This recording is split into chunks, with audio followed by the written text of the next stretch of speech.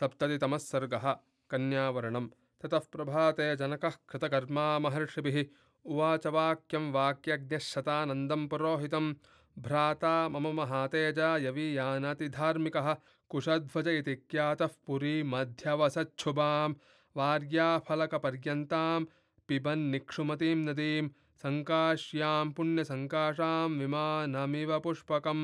तमहं द्रष्टुमिच्छामि यज्ञगोप्ता समे मतः प्रीतिं सोऽपि महातेजा इमां भोक्ता मया सह एवमुक्ते तु वचने शतानन्दस्य सन्निधौ आगताः केचिदव्यग्रा जनकस्थान् समादिशत् शासनात्तु नरेन्द्रस्य प्रययुः शीघ्रवाजिभिः समानेतुं नरव्याघ्रं विष्णुमिन्द्राज्ञया यथा सङ्काश्यान्ते समागम्य ददृशुश्च कुशध्वजं न्यवेदयन् यथा वृत्तं जनकस्य च चिन्तितं तद्वृत्तं नृपतिः श्रुत्वा दूतश्रेष्ठैर्महाजवैः आज्ञायाथ नरेन्द्रस्य आजगामकुशध्वजः स ददर्श महात्मानं जनकं धर्मवत्सलं सोऽभिवाद्य शतानन्दं जनकं चापि धार्मिकः राजार्हं परमं दिव्यमासनं सोऽध्यरोहत उपविष्टावुभौ तौ तु भ्रातरावमितौजसौ प्रेषयामास दुर्वीरौ मन्त्रिश्रेष्ठं सुदामनं गच्छ मन्त्रिपते शीघ्रमैक्ष्वाकमतिप्रभम् आत्मजैः सह दुर्धर्षमानयस्व समन्त्रिणम् औपकार्यं स गत्वा तु रघूनाङ्कुलवर्धनं दादर्शशिरसा चैनमभिवाद्येदमब्रवीत् अयोध्याधिपते वीरवैदेहो मिथिलाधिपः सत्त्वान् द्रष्टुं यवसितः सोपाध्यायपुरोहितं मन्त्रिश्रेष्ठवचः श्रुत्वा राजा सर्षिगणस्तदा स बन्धुरगमत्तत्र जनको यत्र वर्तते स राजा मन्त्रिसहितः सोपाध्यायः स बान्धवः वाक्यं वाक्यविदां श्रेष्ठ वैदेहमिदमब्रवीत् विदितन्ते महाराज इक्ष्वाकुकुलदैवतं वक्ता सर्वेषु कृत्येषु वसिष्ठो भगवान् ऋषिः विश्वामित्राभ्यनुज्ञातः सह सर्वैर्महर्षिभिः येष वक्षति धर्मात्मा वसिष्ठो मे यथाक्रमम् एवमुक्त्वा नरश्रेष्ठो राज्ञा मध्ये महात्मनां तूष्णीं भूते दशरथे वसिष्ठो भगवान् ऋषिः उवाच वाक्यं वाक्यज्ञो वैदेहं सपुरोधसम् अव्यक्तप्रभवो ब्रह्मा शाश्वतो नित्य अव्ययः तस्मान्मरीचिः सञ्जज्ञे मरीचेः कश्यपस्सुतः विवस्वान् कश्यपाज्जज्ञे मनुर्वैवस्वतः स्मृतः मनुः प्रजापतेः पूर्वमिक्ष्वाकुस्तु मनोःसुतः तमिक्ष्वाकुमयोध्यायां राजानं विद्धिपूर्वकम् इक्ष्वाकोस्तु सुतः श्रीमान् कुक्षिरित्येव विश्रुतः कुक्षेरथात्मजः श्रीमान् विकुक्षिरुदपद्यत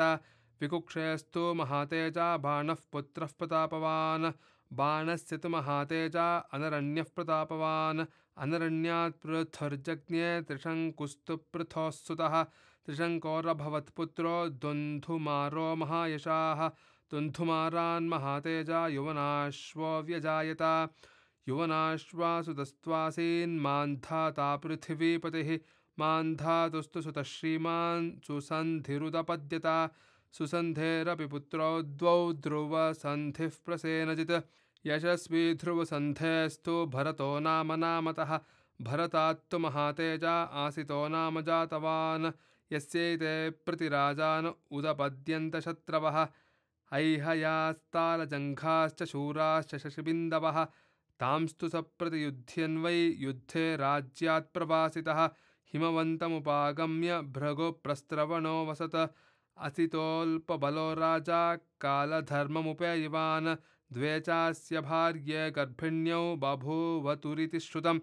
एका गर्भविनाशाय सपत्न्यै सागरं ददौ ततः शैलवरे रम्ये बभूवाभिरतो मुनिः भार्गवश्च वनो नाम हिमवन्तमुपश्रितः तत्रैका तु महाभागा भार्गवं देववर्चसं ववन्दे पद्मपत्राक्षी काङ्क्षन्ति सुतमात्मनः तं ऋषिं साभ्युपागम्य कालिन्दी चाभ्यवादयत् स ताभ्यवदद्विप्रः पुत्रेप्सुं पुत्रजन्मनि तव कुक्षौ महाभागे सुपुत्रः सुमहाबलः महावीर्यो महातेजा अचिरात् सञ्जनिष्यति गरेण सहितः श्रीमान् माशुचः कमलेक्षणे एवमुक्त्वा महातेजा असिते स्वर्गते सति विधाय चेतो नृपतौ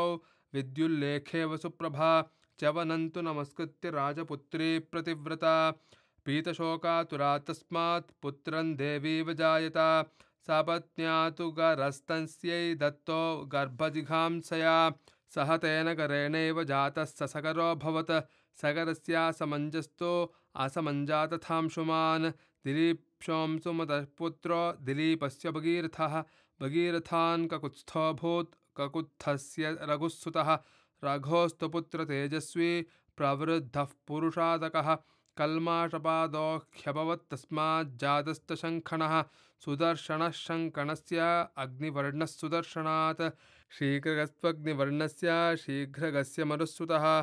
मरोः प्रशुश्रुकस्त्वासीदम्बरीषः प्रशुश्रुकात् अम्बरीषस्य पुत्रो भून्नहुषः पृथिवीपतिः नहुषस्य ययातिश्च नाभागस्तु ययातिजः नाभागस्य बभूवाच अजाद्दशरथोऽभवत् अस्माद्दशरथाज्जातो भ्रातरौ रामलक्ष्मणौ आदिवंशविशुद्धानां राज्ञां परमधर्मिणाम् इक्ष्वाकुकुलजातानां वीराणां सत्यवादिनां रामलक्ष्मणयोरर्थे त्वच्छुते वरयो नृप सदृशाभ्यानरश्रेष्ठ सदृशे दातुमर्हसि इत्यार्षे श्रीमद् रामायणे वाल्मीकि आदिकाव्ये चतुर्विंशतिसहस्रकायां संहितायां कन्यावर्णनं नाम सप्ततितमः सर्गः।